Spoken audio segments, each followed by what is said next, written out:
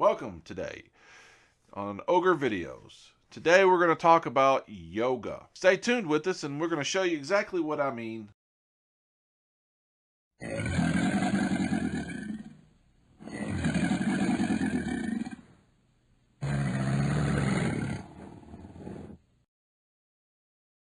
Yoga blocks.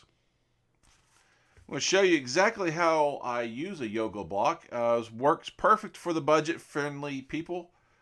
There are many products out there for working on your shocks, your differentials, on different cars. You can get them 3D printed. You can buy them aluminum. You can buy fancy ones, cheap ones. Less than $5. I'm going to show you how to use a yoga block. Here's my yoga block.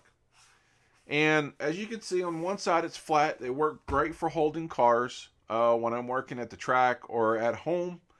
I can leave the tires on, take tires, whatever I need. These work great for your cars. And what I did was I marked out 4 holes, as you can see here, getting the camera. And I've got it labeled left front, front right, right rear, left rear.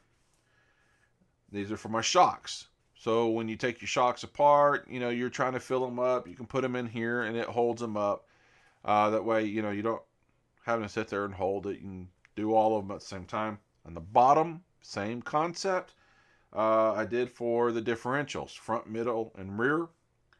And I just barely dug out just enough for the outdrives to fit into the holes to hold the shock, not the shock, the differential bodies up, the cups.